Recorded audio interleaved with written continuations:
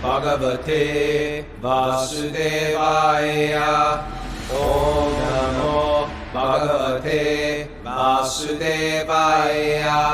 Om Namo Bhagavate Vasudevaya.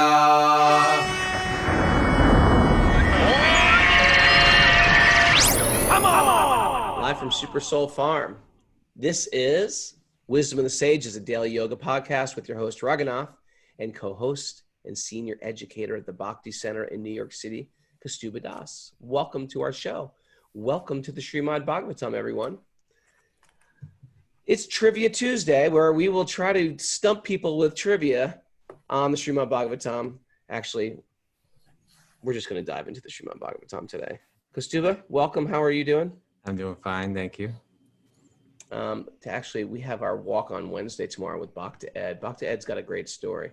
He was on a spiritual path 30 years ago when I first got into it. But he was sort of abducted by Aliens? Deprogrammers. Oh, okay. By aliens. Oh. We need an abduction story, an alien abduction. They're out there, man. Okay. But he was abducted by deprogrammers. And so I think just because Bhakti, that was sort of like the tail end, I think, of deprogramming, because the Bhakti thing in America was very extreme. You were either like in it or you were out of it. Now there's like communities of people like us who just get into Bhakti, what do we demand out of people? You listen to a podcast and you start to shift your consciousness.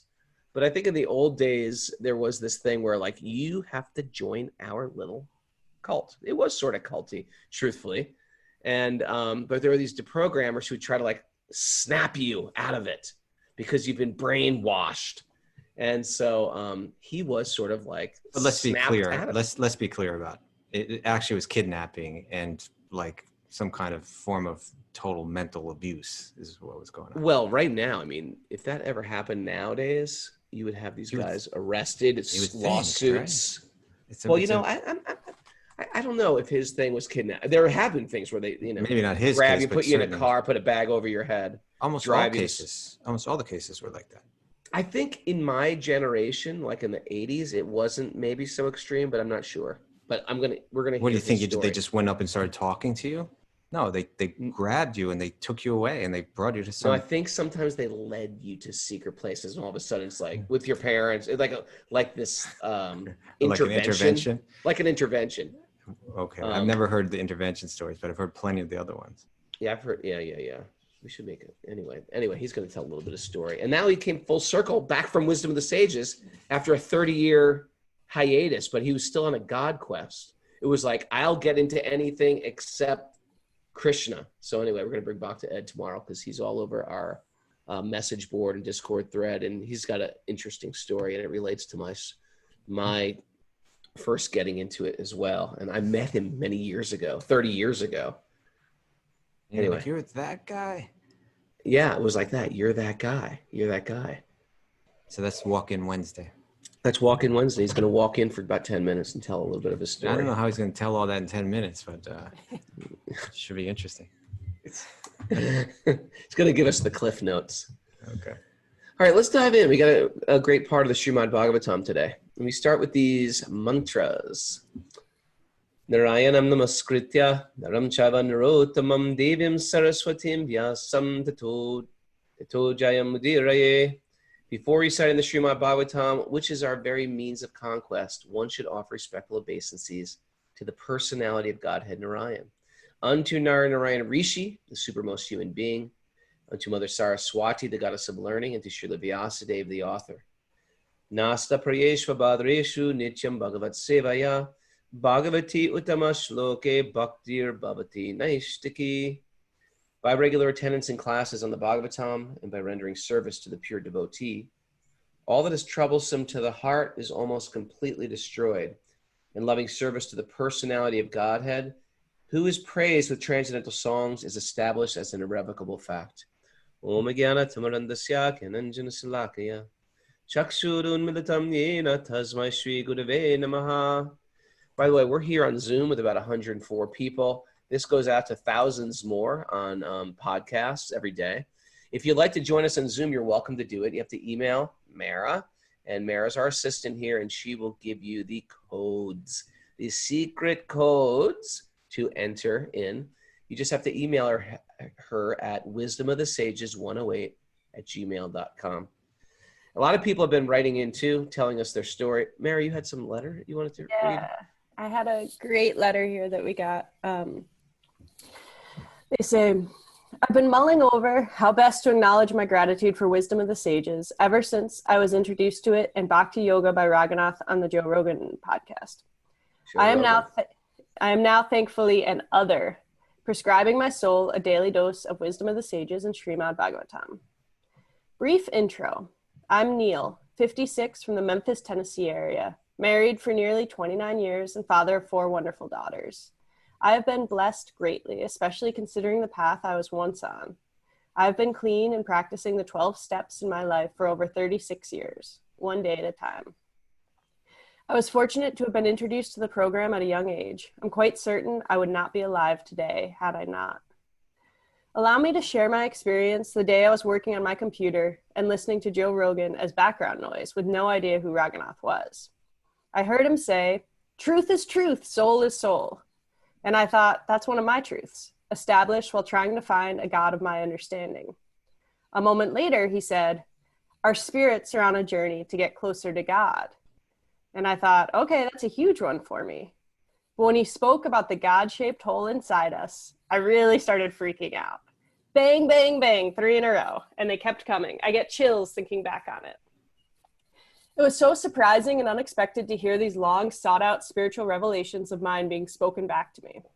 I am a disciple of Jesus, but not a subscriber to exclusionary, fear-based religion.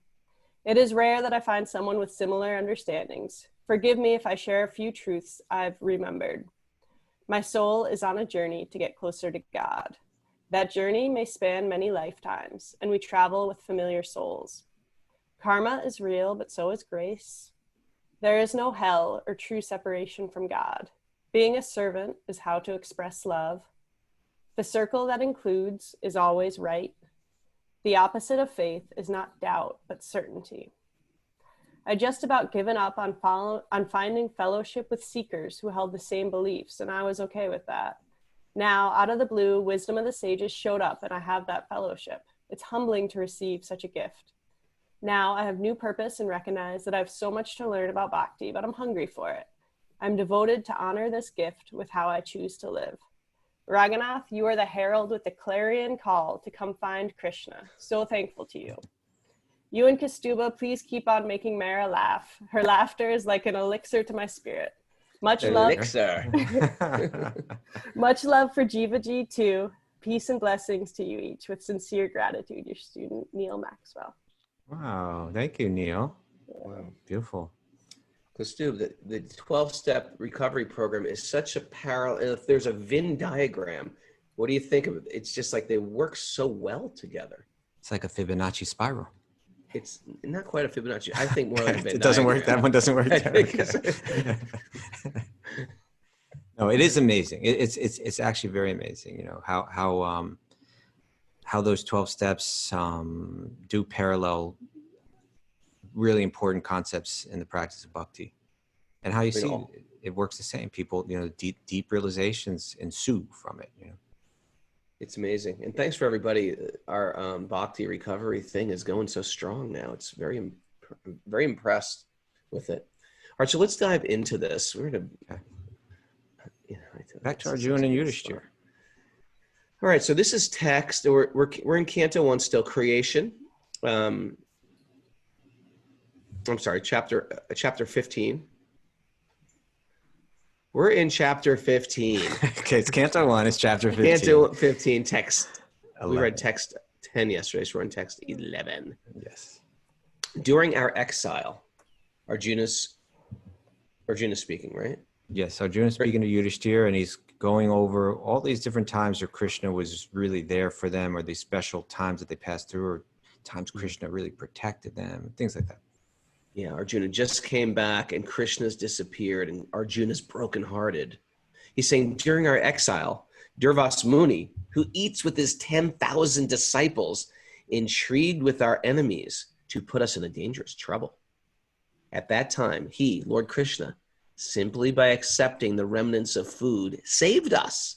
By his accepting the food thus, the assembly of Munis, a Muni is like a great thinker, while bathing in the river, felt sumptuously fed, and all the three worlds were also satisfied.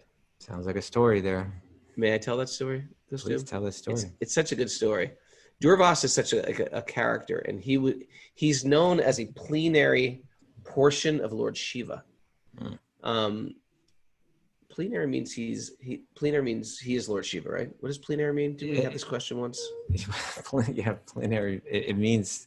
Let me pull it up, but yeah, it means like it's kind of the same as you are Lord Shiva. He's plenary, manifested as Shiva. Plenary. You want the definition? Yeah. Unqualified, absolute. Crusaders were offered a plenary indulgence by the Pope, to be attended by all participants that have come. But I think that it's that first one, unqualified and absolute. So he is Lord Shiva in some way. In some way. Lord Shiva is known as Asutosha, right? Asutosha, right. Which means easily pleased, but there's also kind of an implication there. Also maybe easily angered. And when he gets angered, he gets really angry. And when he gets pleased, he gets very, very pleased. So Durvas was similar to that. Yeah.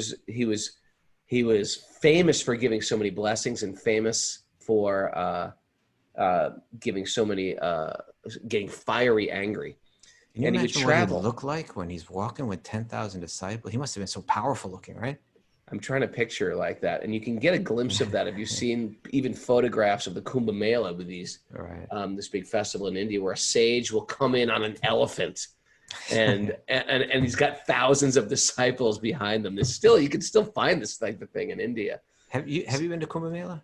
I've never been. Truthfully, I'm a little intimidated by big crowds. I like going to places where the crowds, like whenever there was a big festival in Mayapur, I'd go to Vrindavan. I try to stay away from the big crowd. It just, I don't know. I sort of like India to be a little bit more quiet. You know me. I'm very quiet. Quiet, Raghunath. I'm very quiet. I think it's more my ego. You would probably love Kumbh Mela. You'd probably run around there having the time of your life. I think it's more my ego. I can't be the center, so I can't be here. All right. But anyway, Durvas is coming with his 10,000 disciples. Now, Duryodhan, who hated Yudhisthira and hated the Pandavas, he knew. So he invited and pleased Durvas. So Durvas said, "Oh, how can I serve you, Duryodhana?" And he said, "Oh, I've got a great idea. Why don't you bring all your disciples over to the Pandavas for dinner?" Now, the Pandavas, their wife Draupadi, who we were just reading about yesterday, had this very magical pot. She was given this pot by the sun god, Vivishwan, or Surya. And in this pot, as long as she didn't eat, she could feed thousands of people. Whoever came, she could feed. But once she eats, this pot couldn't feed anybody else. Shuts down. So, right. And so Duryodhana thought, if I send Durvas over with all these disciples, and they're kings, it's their duty to serve any guest who comes. That's just the duty of a householder. A guest comes, you feed them immediately. But when you think just about how dastardly this is, right? Here's the guy that through treachery and trickery, he's banished the Pandavas to the forest. So they have no facility in one sense, right? They got that pot, but nothing else. He overtook the kingdom where he can serve Durvasa Muni, and he can just snap his fingers and all these servants are going to prepare meals and now I'm going to send him over there. I'm the one that took away their facility to serve a person like this, and I'm going to send him over there so that they can't serve him. Right? It's so. Yeah, it's totally dastardly, right? and he knows that, and they knows that Durvasa is going to get angry at them, so he sends them over. But he knows when Draupadi takes her lunch. So after she took her food, then he sent them over, and sure enough, here come all the sages and disciples, and Durvas came in and said, "Listen, I'm going to take my bath now in the river." Right? You take your bath. Ayurvedic little lesson here. You take your bath before your meal. Never after your meal, because it screws up the digestion to take your bath afterwards. Okay, so they go little Ayurvedic hack. Wisdom bomb dropped by Raghu. Okay. So you take your bath after before the meal. Then, she's now in anxiety. They're gonna come back. I have to have a meal for them. I ate my last portion. There's nothing left in this pot. Now this pot can't produce. How am I going to be able to satisfy these sages? And so she started weeping in great distress. Now, of course, great souls like Draupadi, that we are in training to be Draupadi. We are in training that when we get great distress, and you know when we get great distress, Mara? All the time. Oh, I'm sorry. Mara's like, all day long. That's what I was thinking.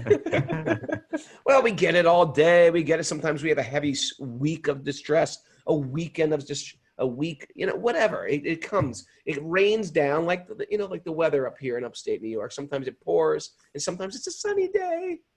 So in the same way, when distress is there, great souls turn it over to Krishna.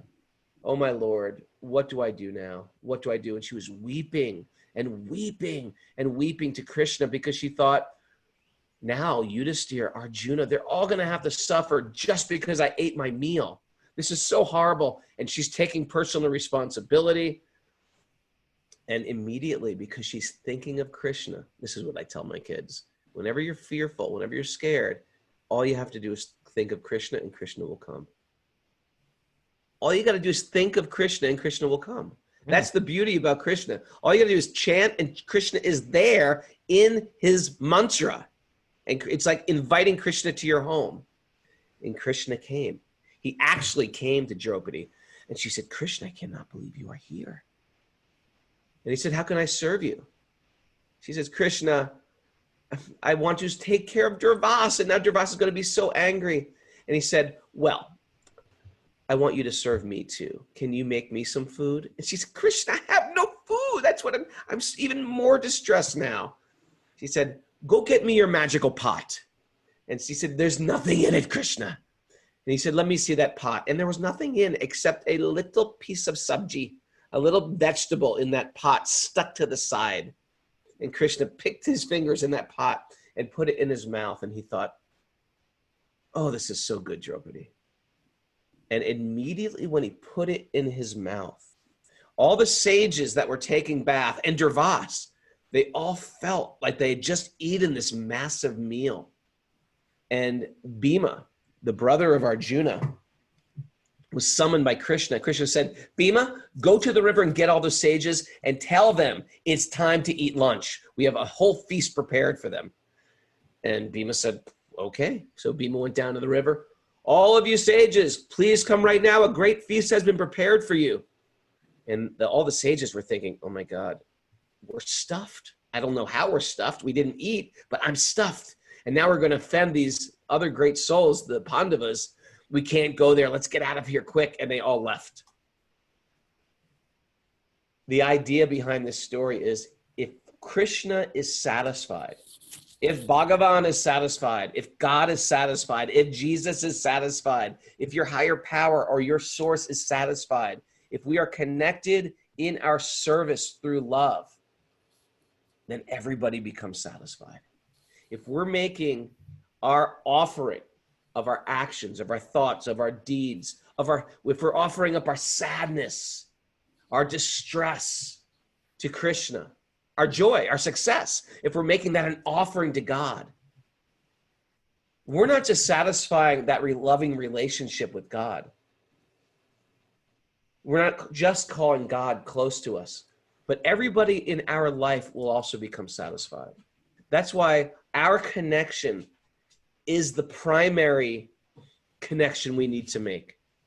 And when we're connected like that, parents, you'll satisfy your children. Lovers, you'll satisfy your spouse. You'll satisfy everybody in your life if you become connected first. What do you think about that, Kaustubha? So I'm trying to draw even more clearly draw a principle out or like a contrast that I think we have this formula that we assume is it's kind of like the intuitive formula that when I satisfy my senses, I will be satisfied. At least we're not so concerned about everybody else, are we? We mostly move through the world trying to find our own satisfaction. And this is drawing us to another principle that there's a root to all existence, and that's God. And if you rather than move to separate yourself from God, to find your satisfaction separately, if you move to satisfy God, then you actually become satisfied that way. And in one sense, ultimately, it's that kind of, to phrase it in, I don't know, like a new agey way or something, but it's that type of energy that brings satisfaction to everyone as well. I like when you get all new agey. I'm just all about the new agey it's that stuff. light, when that light, it's like the God-shaped hole. If I can put God in that hole, I'll actually become satisfied. If that's our first most important connection, our material life will work itself out. And usually I'll have a deeper relationship with my spouse, with my children, with my career. Matter of fact, I might start adjusting things. You might have people in your life that you're trying to milk out some deep friendship, but there's nothing there because it's not based on a spiritual. My real deepest friends are people that I can connect to on a deep spiritual level because I'm a spiritual person. Yeah, it's an interest. Yeah, go ahead. I'm just gonna say, it's like friendship just doesn't mean I'm gonna yuck it up with this guy and laugh. And sometimes in the name of my yucking it up, I'm just degrading myself. That for me, that's just not gonna work anymore. Yucking it up. Okay. Yeah, you ever just? We're not allowed to do that? No yucking it up. You can, you can do whatever you want. For me, that doesn't work. Just yucking it up in a degrading way. I've had portions of my life where yucking it up meant just becoming more degraded. I'm not interested in going there. Yeah. Even with people practicing bhakti, sometimes I'll kick into an old frame of mind where I want to yuck it up, like before I was on a spiritual path, and it's just like it's not deeply satisfying. Usually, yucking it up can, in a materialistic way, means you're yucking it up at somebody else's expense, and it's just not interested. It's not. I'm not interested in that. I don't want to be that guy. I'm thinking of this even broader than that. Okay, like very good point. I appreciate that. But it seems to me like, in other words, all our ideas of how we'll find our happiness, if they're working towards in the direction of this false premise that I find my happiness separate, then they're doomed. Whether it's yucking it up or whatever else it may be, even if it's something nice and apparently nice, right? So in other words, that's an important question to ask. Have I been living my life according to like a false premise all along? That I find my happiness by going out and getting it from something outside, and rather than trying to connect to God. And that if I could connect to God, actually I become completely satisfied. Like it's a separate formula, right? Through service, I become happy, rather than through being served, I become happy. That there's just this fundamental, I think I mentioned a few days ago how comedy, has a lot to do with we're being made a fool of by the material energy, right? We're moving through this world. We don't understand how the rules of it all work. And so therefore we're making a fool of ourselves again and again, searching for happiness in this way. And then in the end, and then we even get convinced I've got it. And then it goes again, and it's comical in a sense, although it may be very painful for us. It's comical unless you're living that life. It's comical when you're watching it in a movie. But when we get wise, actually, then we actually even see our own folly. It's kind of comical, right? We can even laugh a little bit at ourselves. Look back when you can look back and you can look back and laugh. Yeah. The famous mantra, "What was I thinking?" Yeah, but that when we get a little wiser, we begin to realize, oh, hold it, let me not just keep bumping into the same wall again and again and again, thinking that that's all there is. Maybe there's another formula, that works better.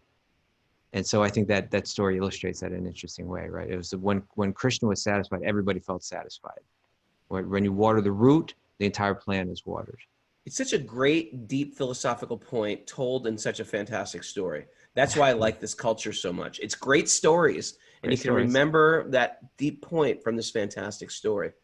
Whether you take this stuff literal or not, you can walk away with something very valuable. Although the Vedas themselves teach that they're actually literal. Some people have a hard time like swallowing that there's a sage who travels throughout time and he gets angry and he curses and he's got 10,000. Who walks around with 10,000 people? If that's too hard for you to swallow, it's like MetLife Stadium. You know, you're just, come on, we're going for a walk. We're going to get lunch at this place, at this family's house. Mara, trivia question. You ready? It's Trivia Tuesday. Uh-oh. Name a time where Durvas gave a blessing. Let's check that message board. See A few chapters back. Come on, man. It was Who's mentioned. got this? Trivia Tuesday. Durvas giving a blessing. Come on, Mara. All right, somebody out there. Where's Krishna Drew? She's going to get this. Jai got it. Yeah. Yes. Kunti Devi. Thank you, Krishna Drew. Hey, Yeah. Parmananda's making a point here, Raghunath, on the chat board. Yeah, Radha Swami walks around with 7,000 disciples, so that's almost right. Yeah. You know, Raghunath Swami, when I first took a group on pilgrimage, like it had like 30 people or something like that. And I had Raghunath Swami's assistant leading it, our good friend Radha Kund. Oh, Radha Kund. And we got to get Radha Kund on the show. We got to get Radha Kund on the show. This guy's amazing. Yeah, there's a character. At least a walk-in Wednesday. But Radha Kund, I said, Radha Kund, I have a big group of people I'm taking on pilgrimage. Can you handle 35 people? And he said, I don't think it's a problem. He goes, you know, I just took Raghunath Swami's group on pilgrimage too. He had 7,000. Can you imagine moving 7,000? And by the way, they make all their own food because you can't just show up in a village with 7,000 people. So they have a traveling kitchen. Do you know what 7,000 people for lunch is? That's 21,000 chapatis. Mara's like, it's a catering nightmare. Yeah, it's amazing what they do. It's business as usual. Maybe, Mara, you can put up on the chat board that National Geographic. Yep, there it is. Mega Kitchens of India. Mega Kitchens of India, National Geographic. Okay. Google that one. Check that out. Try to find the English one. It's harder to find the English one nowadays, but hopefully you can find it. All right. Anything else? That was nice, Durvas. Thank you for that story, Raghunath. Little morning story. Little morning story. Next verse. Next verse. It was by his influence only that in a fight I was able to astonish the personality of. Oh no! Okay, I'm sorry. No. It was by his influence only that in a fight I was able to astonish the personality of God, Lord Shiva, and his wife, the daughter of the Himalayas. Mare, who's that? Daughter of Himalayas. Parvati? Yep, Parvat. Like Parvat means like mountain, right? The daughter of the Mount Himalaya. Thus he, Lord Shiva, became pleased with me and awarded me his own weapon. What was the name of that weapon? Quizzing me or her? You. Let's quiz her. Let's quiz her today. No. Let's direct all our challenges. I'm flipping it. Flip it. Pashupati. There you go. Boom! Other demigods also delivered their respective weapons to me. And in addition, I was able to reach the heavenly planets in this present body and was allowed a half elevated seat. What does that mean? A half elevated seat? Other descriptions, like he was sitting half on the seat with Indra. Like in other words, he shared his throne. Half elevated. I thought it was like my office chair, which is sort of half. I lowered it today because my camera's not working. Okay. So you got that story briefly? No. No. No. It was while they were in exile, while they were in the forest. One day Arjuna was out there and he came across some kind of, I think he was like a hunter or something, like Lord Shiva was kind of disguised. Hunter and the boar or something. And so they fought, but they fought, neither could defeat the other. They fought for a very long time, and Lord Shiva was impressed, right? He was impressed with his character, with his skills, with the whole thing. And being so pleased, he awarded him this Pashupati weapon, which became an important weapon later in the Battlecruiser. And also that at that time, Arjuna was able to visit the heavens and go and visit his father, Indra. And rather than take personal pride in this, Arjuna is saying, I was able to do this. It's only by Krishna's grace I was able to do these things. So Shiva was the hunter, right? He was disguised as a hunter. And now here's a question for you, and I get this confused, and maybe somebody from India can help me out with the language. Pashu, like in Astanga Yoga, they have this Pashasana, which is like the noose. So is it a noose weapon? But Pashu also means animal. So it's the Pashupati means he's the lord of the animals, because he's called Pashupati. Is the Pashupati weapon the animal weapon or the noose weapon? That is my question. It's like a question. It's not a trivia, because trivia means I have to know the answer to it. I don't know the answer to this. And I've been trying to figure this one out for years, and I've just forgot to ask it. So I'm asking it now. If anyone has any insight, you can write that on the chat board. What is the Pashupati weapon? Okay. I mean, I would assume that Shiva is called Pashupati, and therefore the weapon's called that. I know, but so that's my question. Is it from because he's Lord of the Animals, or does it have something to do with the noose? Because remember that also he can't. No, not that. This wasn't there. You can't take the Pashu without the Pati. You got to put them both together. You can't take one. I know, and but not the other. Do you know there was that noose weapon that Lord Shiva used? That Shiva. It was used later in the Krishna book to capture somebody, to capture Pradyumna. Remember that story. Okay, so let's. All right, I want to get to the bottom of this. Pashupati Temple in Nepal. Thanks, Arvind. That's not what I'm talking about. Thanks, I remember that doesn't help. That doesn't help, Arvind. Okay. Keep going. When I stayed for some days as a guest in the heavenly planets, all the heavenly demigods, including King Indradev, took shelter of my arms, which were marked with a Gandiva bow. So that means the bow was so heavy it left sort of indentations on the arm. To kill the demon named Nivatakavacha. O descendant of Ajamidha, at the present moment I am bereft of the Supreme Personality of Godhead, by whose influence I was so powerful. He seems like he's lost his power now. Arjuna has lost his power. I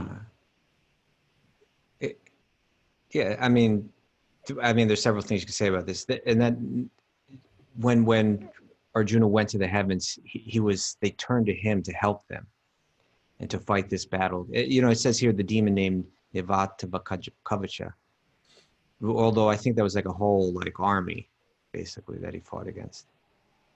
But he had all these glories, is what he's saying. He's walking back there right now, and it's going to be revealed that he was just defeated, right?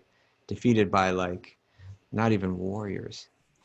And so he's going back over all these incredible battles that he fought, how he's empowered. But he's saying, at the present moment, I'm bereft of the Supreme Personality of God, by whose influence I was so powerful. It was all his power, right? Yeah, again and again, this point is being pushed, to the degree that we have, whatever you want to call God, higher power, sweet baby Krishna, truth, in the most vague way, truth. As long as you invite divinity in your life becomes focused power. To the degree that I'm splayed, you might even have material power, but it's going to have no deep effect, and especially effect with your heart. Our real focus, because we're spiritual beings, is to reconnect with spirit. When we can do that, Krishna impact, because it's not our power anymore. It's not our Shakti. It's Krishna's Shakti working through us. And that's where our lives actually become not just successful, but joyful. I mean, I'm sure, Kaustubha, you too. We meet people sometimes who are materially incredibly equipped, but disconnected. They're disconnected in their heart. And therefore, there's no sense of deep satisfaction. We meet people like this all the time. People have everything, and they're just not happy. They have everything they could want, but there's a deep disconnect. So in Bhakti, it's first the connection. And then sometimes we have tons of stuff, or sometimes we have nothing, but we're okay with it. Or at least we're trying to be okay. That's the underlying truth. We don't want to lose anything. We don't mind losing anything, but we do mind losing that connection. That becomes the priority.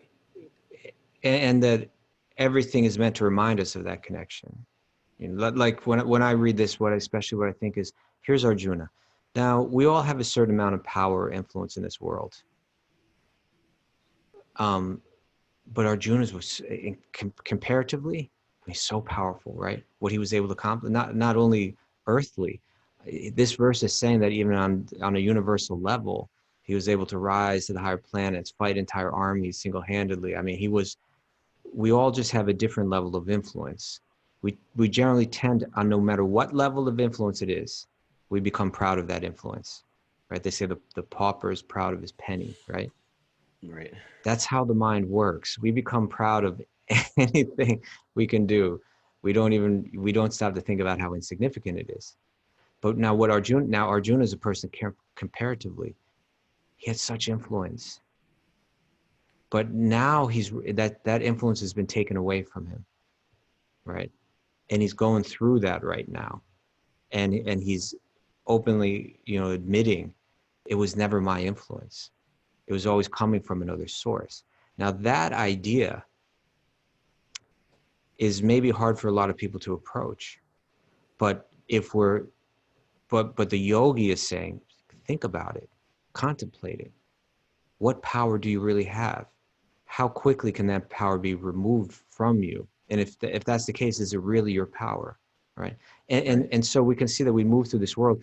We're given power. We think it's our power. We become proud of that power. That power becomes taken away from us. And then that's the challenge. Will that be an awakening for me? Or will that just be a cause of anxiety and stress for me, right? So like, and the world is constantly reminding of us of this in different ways, where I want to bring about my will, but I'm incapable of doing it. Why can't this person just understand this? Why can't I be recognized for all that I'm doing? Or something like as simple as like, your back goes out, right? Right. It's like you're moving along in the world, everything's fine. You're strong. You're strong. You're CrossFit practice. And then at a certain point, your back goes out or whatever, and then you're helpless. Really, you can't do what you were able to do yesterday. As a matter of fact, you're kind of pitiful there, right? You're kind of like helpless, like unable to move around, totally dependent on others to care for you. And at that point, does your mind say, do you become angry? Do you become frustrated? We will look for the way to correct it, right? Oh no, my power and influence is slipping away. My source of happiness is slipping away. What can I do to correct it? And then we spend a life just trying to correct all of the different, circumstances or situations that limit our power or our influence. Whereas a more contemplative person starts to think about what is going on, right? Let me zoom out and look down on my own life, right? And try to see it from another perspective. This Bhagavatam is trying to give us that perspective, right? That all of that power is borrowed in a sense. It's granted, and it can be taken away at any moment. Look at Arjuna, right? It's being taken away from. He's recognizing that now, and that's scary. Well, does that mean that I'm just some helpless person, that by nature I am just completely weak, and you're trying to get me to mold my mind around that? And is that the reality that I have to accept? But really, if we read deeper into the message, what it's saying is that we have this vibrant, powerful spiritual force eternally, that's indestructible, that's blissful by nature. But we're trying, but in our confusion, we're looking for some artificial type of power to own, and some artificial separate type of happiness to enjoy. And the world is moving in a way to keep reminding us, hey, there's something far more deeper for you, right? There's something far more meaningful. There's something far more real. There's something far more satisfying. So when the back goes out, rather than just trying to correct it, go ahead, correct it. I'm not saying you shouldn't try to correct it. Just lay there. Yeah, but when the back goes out, it's meant to make one think, oh yeah, I'm not meant to suffer this way. I'm not meant to be weak this way. I'm meant to reconnect and rediscover my true nature, which is so, indestructible and so powerful and so dynamic. I need to turn back to that. Kosti. Yes. Hey, you picked up that. Call him Kosti now. Kosti, Prabhu. Yeah. I think this is the big benefit of reading the Srimad Bhagavatam about hearing truth on a regular basis. Yeah. Otherwise, very often we get into a yoga practice where we start to physically transform our body. And with that, I mean, if you've done yoga, you feel like, wow, I could never touch my toes. Now I can touch my toes. Wow, I'm a lot more calm. My mind has become more peaceful. Oh, I'm starting to look pretty good. All of a sudden, we might even have a whole shift of consciousness of our identity. I always thought I was out of shape. I couldn't do this. Now I'm attractive. I'm charismatic. I'm calm. People look to me for answers. I'm regulated. And we develop this power that is a gift. But we start thinking, it was just my bad it was just my bad self view of myself. Actually, I'm quite strong. I'm quite beautiful. Very easily, the ego can get put right into this. Right into our thoughts, where I think I am this empowered, beautiful, strong person. Although that's true, it has to be cultivated with knowledge. And that's what we're doing in the Bhagavatam. Yeah, Krishna has given us tools to improve the quality of our life, our health, our mind, our consciousness. At the same time, we should understand this is our material body. It is given as a gift. Right? Our health, our strength, our beauty, etc. And at any moment, this can be taken away. At any moment, we can fall into illusion. And oftentimes, we fall into illusion when we have great gifts. When we have great gifts of charm, charisma, wealth, beauty, strength. Why? Because we start to think, I am those things. I'm finally convincing the world of my glory, of my power. And it goes right into that illusion that I am the center. We're not the center. We're here to serve the center. And even in our yoga practice, we have to keep that at the forefront of our mind, or else yoga will get us in more Maya. It's not actually yoga. It's boga, right? Kaustubha. Little rhyme game there. Okay. So Yeah. Yes, we're in this world, and we're constantly trying to improve, inflate our feeling of self-worth. But it's the artificial self that we're trying to inflate, and the world keeps letting the air out of it. Saying that all of that power, all that influence, it's all borrowed. Not only can it be, it will be taken. It will be. And when we can wrap our head, but the idea is there's something much more powerful, much more satisfying underneath.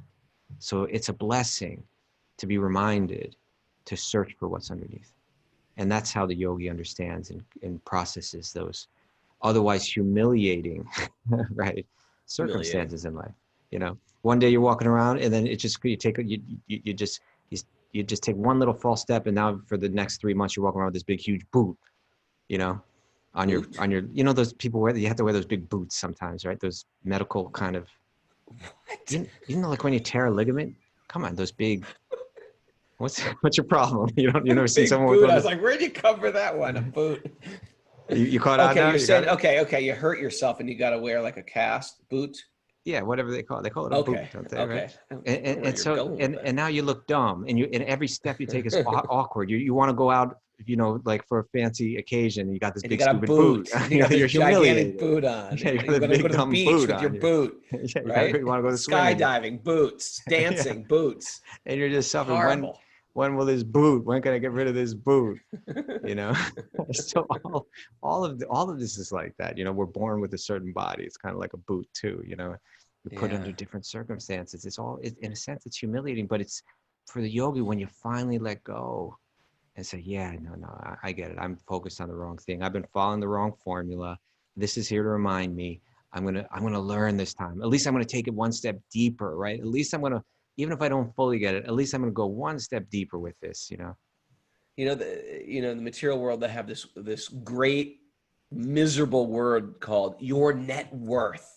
What is your net worth, Kaustubha? We're going to take all your assets. We're going to combine them. We're going to take your CDs, your 401k, the real estate holdings. any gold or silver that you have, that is your net worth. And in the yoga culture, we say, no, it's not. That's not your net worth. That's not your worth at all. Your worth is your contribution. Your worth is not your stuff. If you want to feel, and people feel this all the time, this pendulum, I'm worthless. I'm worthless. And how do they solve their worthlessness? They become arrogant. Yeah, I'm this, I'm that. And then they start to hate themselves. No, I'm worthless. And they pendulum swing back and forth with this. And but our worth comes from our worthy activities. And this is what the concept of Dharma is. When I live with integrity in this world, when I perform worthy activities, I feel like I've contributed. If I have a career too, where I feel like I'm not, or a life where I feel like I'm not giving back, we won't have that feeling of worth, because the jiva, the soul, is born to give love. We're not born just to accumulate stuff and die with a bunch of stuff. Big deal. Big deal. It's a sad story. What do you think about that, Mara? Yeah. Jeff Eisenberg wrote up here, your birth is your worth. Your birth is your worth. We have worth from birth. We have worth from birth. Sometimes we're desperate just to find that's one of our hashtags here. Our birth is our worth. We're desperate to find our worth. It's already there. We're already valid. We're spiritual beings. And then how we use that in this world gives us a feeling of more self-worth. We're born valid. Can I tell you more about the Pashupati weapon? Because Aravind just wrote it on the chat board. Let's hear it. That weapon, the Pashupastra, is superior to the Brahma weapon, or the Indra, or the Agneya, and the Varuna weapons. Okay, Verily, so this is the Shiva weapon, right? Yeah. Verily, it is capable of neutralizing every other weapon in the universe. It was with that weapon that the illustrious Shiva had in days of yore burnt and consumed in a moment Tripura, the triple city of the Asuras. With the greatest ease, Mahadev, using that single arrow, achieved that feat.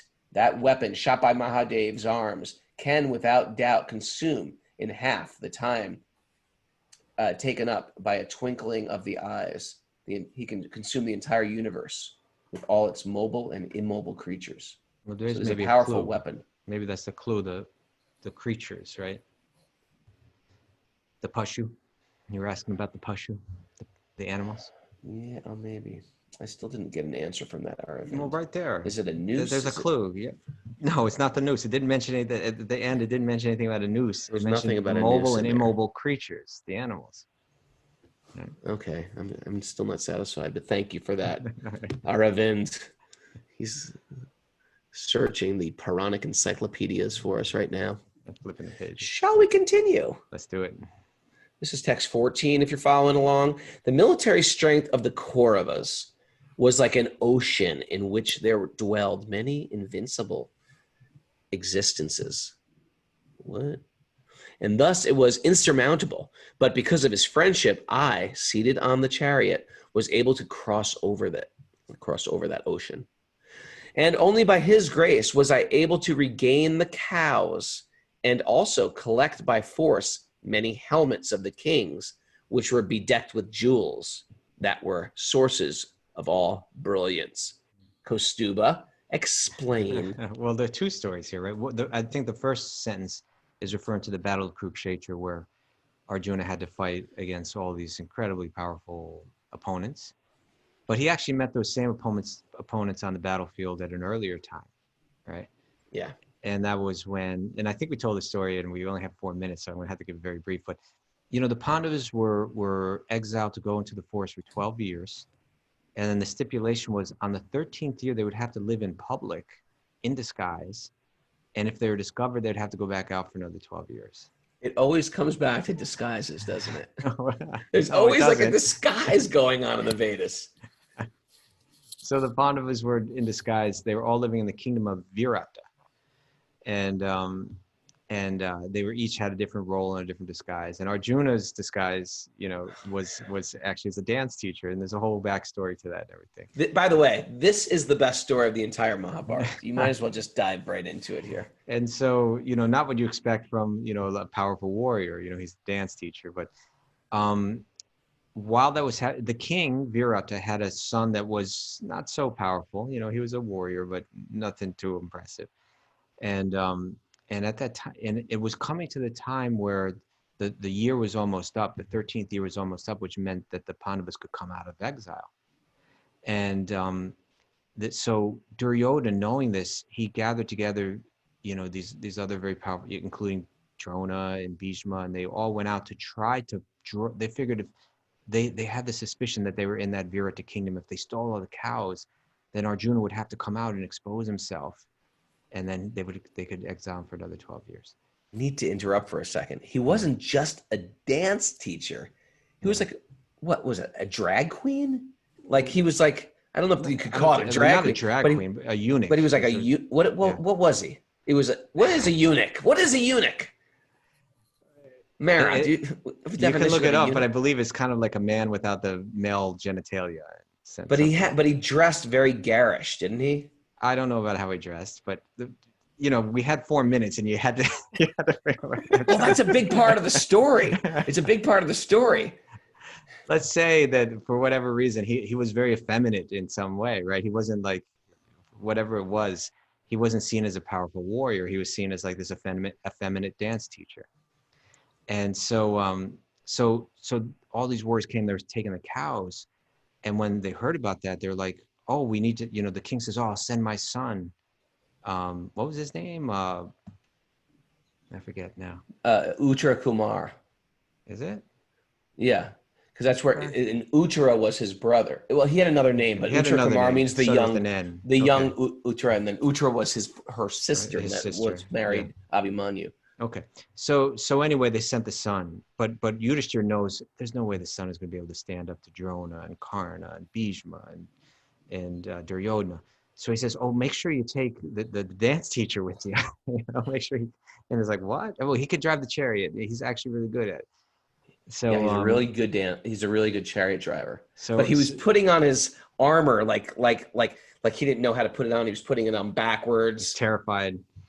Yeah, and so as they're driving the chariot out there, Arjuna is saying, oh, you know, I can help you with this. And he goes and he recovers the weapons that they had hidden when they went into the kingdom in disguise. And he holds that bow in his hand for the first time again, you know, and he's that feeling after a year. And then Arjuna, you know, says, okay, let's go. But when the son saw who he was standing up against, he became terrified, even to the point where he was running off the chariot, and Arjuna is chasing him. And these powerful rivals of Arjuna, like Duryodhana and Karna, they're watching. Why is that? Like, you know, I don't know. I don't want to use a politically incorrect term or something like that, right? But like, well, he's why watching, is that? He's like, what's going on? And he's looking with binoculars or something. He's saying, it seems like there's one warrior trying to fight our whole army, and the warrior has just run off the battlefield and is running towards his castle, and there is a man dressed like a woman chasing after him, tackling him and dragging him back to the chariot. Huh. Hey man, we got to continue with this story later. Should we get it? We'll pick up there tomorrow? Yeah. Or leave it a cliffhanger. It's a cliffhanger. He's got to face the entire army. Okay, let's start there tomorrow. Tomorrow's walk on Wednesday. We're going to Bhakti Ed. And Mara, what are the yoga classes going on today? We have Bob Healy's teaching today at 10 a.m. Bob Healy from South Jersey. We love him. Check out that yoga class today at 10 a.m. We're excited. And we heard a lot of great positive feedback by Damodar Priya's cooking class. We want to get her back. She did a khichdi class. So that's posted there. People can watch it. Yeah, if you're on Patreon.com, if you're on a part of our little Patreon party, you can join that. Patreon.com/Wisdom of the Sages. We're really trying to fill this up and make it a whole village that you guys can just be a part of. We rise with a strong community, a spiritual community. It lifts me up when I'm low. It carries us when we're sort of dragging behind. When you're high, you pick other people up around you. So thanks to everybody contributing, they're volunteering their time. and they're offering their yogic skills. We're very, very grateful. Mara, any other announcements for this week? Kumi G is teaching Wednesday at 6 p.m. and Amanda is Thursday at 10 a.m. And there's a kids yoga class this weekend. And Yogi Churu on Friday. And Yogi Churu on Friday. It's a big week. Amanda Di Giovanna from Revolution Yoga. She's incredibly empowered, knowledgeable Long teacher. Island. Right? From Long Island. Long Island.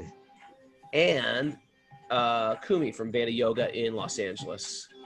Thanks, everybody, for joining us. If you're new to the show, welcome. If you're new to Zoom, welcome. We're glad to have you here to see your beautiful face. And if you're listening to on Apple Podcasts, you better go to that little app and give us a 5-star review. If you haven't done that, give us a 5-star review. It really helps our ranking in the podcast universe. And I want to say good morning to everybody I didn't say good morning to. If you want to join us here live on Zoom, you just got to contact Mara, wisdomofthesages108@gmail.com. And you can also write in your questions for Question Day. Hey, by the way, Question Day, people. This Saturday, I'm doing an online, me, Yogi Charu, Johnny B. Harrison, and Radhanath Swami are doing an all-day Bhakti immersion. And we're going to have to figure out what to do with the show on that day, Kaustubha. Okay, that's go to the Bhakti Center website to find that, right? One-day yoga retreat. If you're interested in that one-day retreat, go to the Bhakti Center website. I think it's the first thing they're advertising. I hope I'll see you there Saturday.